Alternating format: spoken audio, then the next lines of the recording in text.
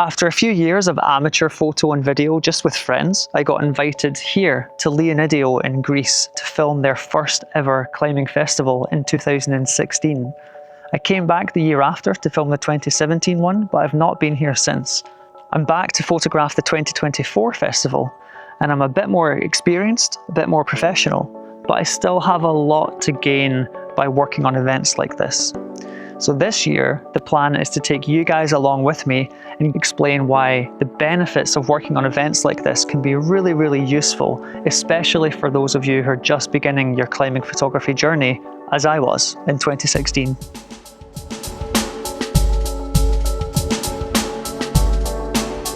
One of the coolest things about working at events like this is the opportunity to meet, climb and work with professional athletes. This year in Leonidio, the guests are Nina Caprez and Neil Gresham. So we're here a couple of days early before the things really kick off at the festival. So it gives us a good chance to go cragging, get to know each other.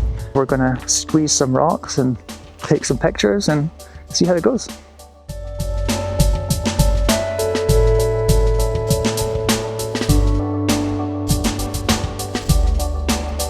Okay, you're fast enough. I will work with you. The first pleasant surprise of this job was the documentary team who were joining us. They were filming a piece about Nina for the Swiss national broadcaster. They weren't planning on doing any shooting from fixed lines, so I was actually able to step in and get a few video shots for them, in return for a few behind the scenes clips. Only a couple of hours into the trip at this stage, and I'm already meeting interesting people and expanding that web of contacts.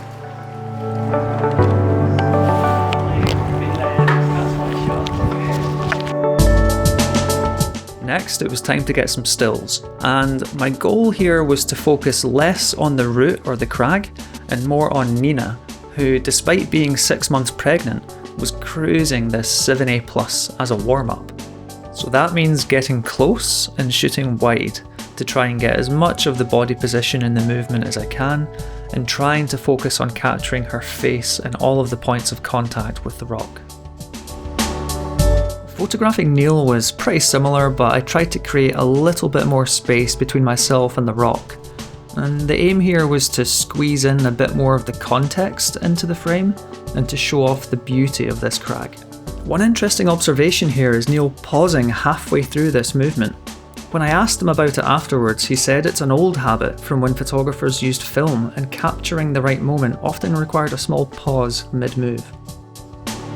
If I'm ever at a crag like this where there's a really steep hill and you can hike up the hill and shoot down and across the crag, especially with long lenses like this, I'll take it, for sure. It's a gift. It's really, really good to explore the crag and make the most of the terrain that's around you. And plus it means you get way more variety in your shots as well. Some of my favourite climbing shots I've ever taken are from the ground.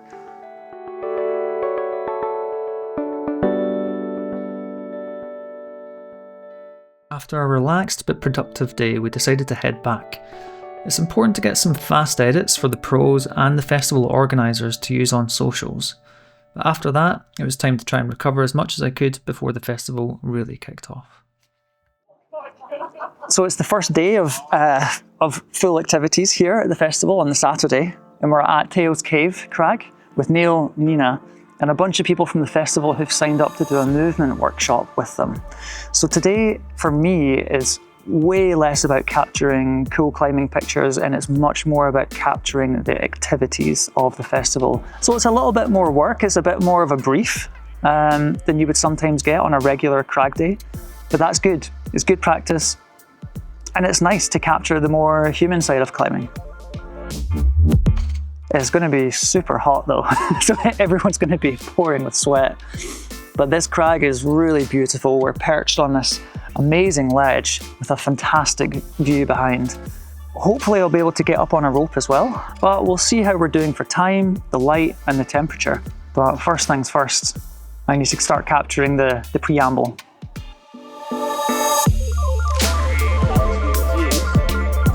It's probably a little harder than chosen to start on, but c'est la vie, you know, it's the easiest one here, it's still a 7A. So I think it's particularly important to just sun was actually coming pretty fast, so we changed tact slightly to try and get some shots of Neil demoing this steep, juggy route, and then I'd get some shots of the clients afterwards. There's not a whole lot of planning that goes into shoots like this, so I'm mostly just winging it at this stage and hoping that the light isn't going to be too harsh once I'm up on the rope.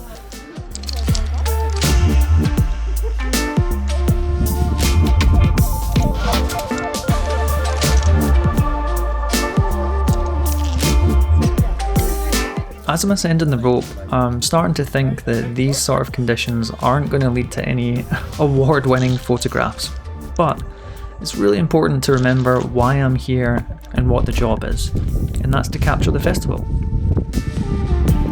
I actually quite like a good backlit climbing scene, as it can often add a lot of depth and help the climber stand out from the rock. Unfortunately, this crag had quite a lot of bulges, and as Neil was climbing he started partially dipping in and out of the sun, which I generally try to avoid. I tried to use this to my advantage and highlight his face, which worked out okay.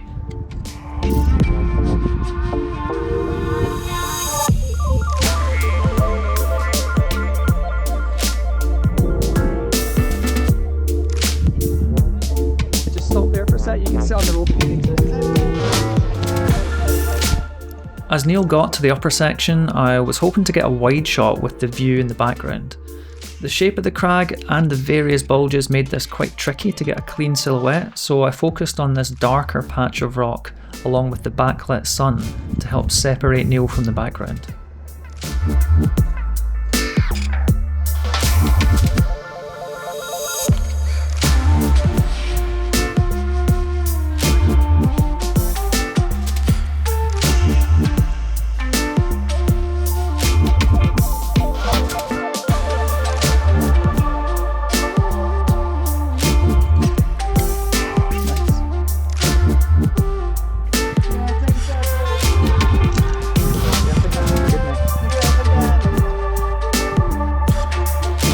The sun was really turning up the heat at this point, so I headed straight back down to the ground so that I could try and get some shots of the clients. At this point it's a little bit run and gun. I'm hoping to try and get a couple of pictures that I can give Neil of him coaching clients, because that kind of stuff's really useful for him.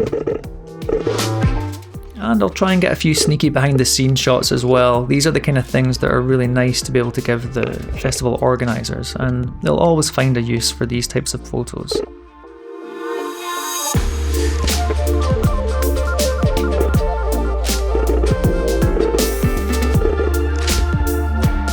It was time to head along the crag to try and catch up with Nina, and she'd just finished coaching this guy who flashed his first 6C, which was a really nice moment to capture. I was a little bit annoyed about the positioning of the rope after he lowered down, but I didn't have a whole lot of room to move around and try and adjust. It was actually about this point where we decided to cut the day short because it was just getting so hot and everyone was struggling a little bit. Neil and I were actually just off the back of quite a serious bout of food poisoning, and although Nina was quite heavily pregnant, she had way more energy than we did, so she mercifully agreed it was time to head back and get some rest because we still had a busy evening ahead. There's a bunch of evening stuff planned. There's gigs, there's presentations, there's party, there's challenges, all sorts of stuff. So got plenty of stuff still to photograph today. It's not over yet. Yeah, let's get to it. Yeah. Yeah.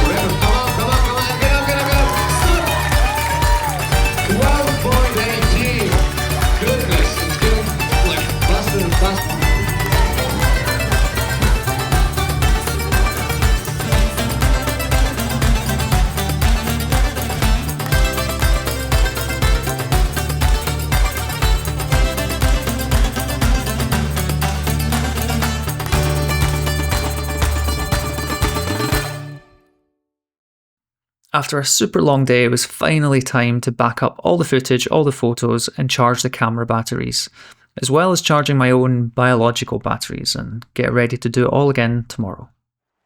Okay, day 2 of the workshops, and we're here with Neil and Nina again at this beautiful crag. It gets afternoon shade, which is great because yesterday we were all absolutely cooked.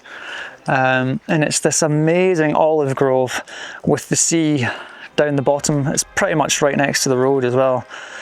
And it seems like a great crag to try and get more stuff on the ground of people watching, having a good time, because yesterday it was just a bit too hot, a bit too uncomfortable. So I didn't get quite as much of that as I would like. So that's the goal for today. It's going to be good.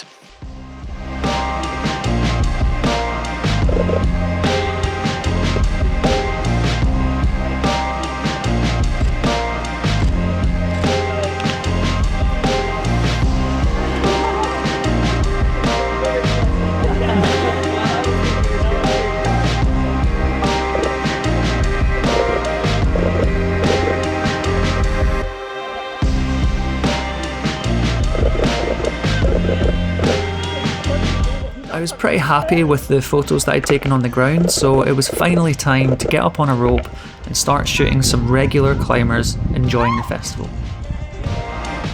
Photographing regular climbers is actually something that I really love, and I spend quite a lot of my season doing that in Kalymnos, where I offer private shoots for clients. I think there's something quite special about being able to provide really high quality images to people enjoying their holiday, where they normally would be relying on their belayer or taking a butt shot from their phone as they're climbing. It's good to be able to give them some really, really nice images for them to take away. At some point I noticed there was a guy on a route directly behind me, and it was actually quite a nice looking climb coming right up this arête into the sun. It was a good reminder to always try and keep my head on a swivel.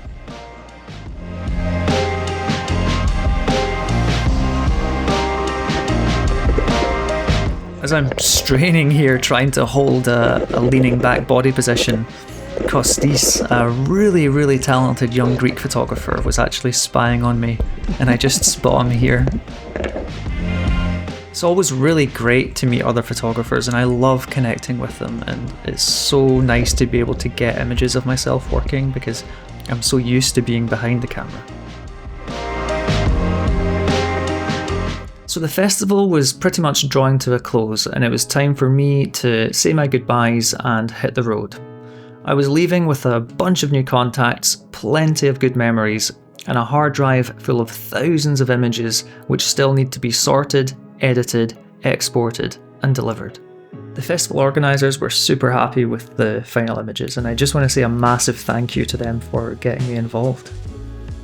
Leonidio was even more beautiful than I remembered from my trip in 2017, and I'll definitely be making sure that the next trip isn't so far in the future.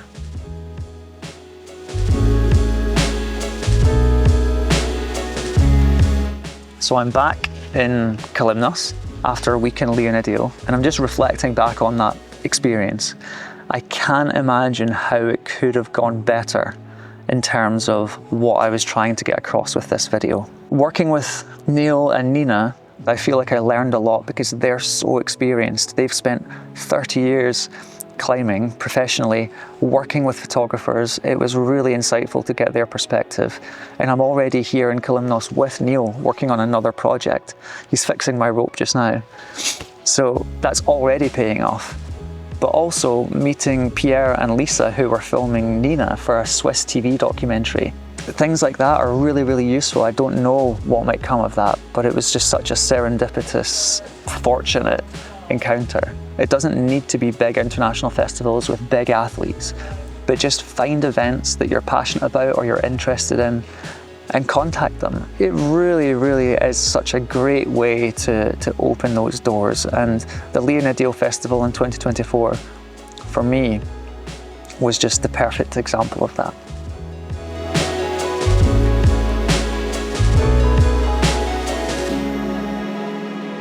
Thank you so much for your time watching this video. If you enjoyed it, please like it and subscribe if you'd like to see more content like this.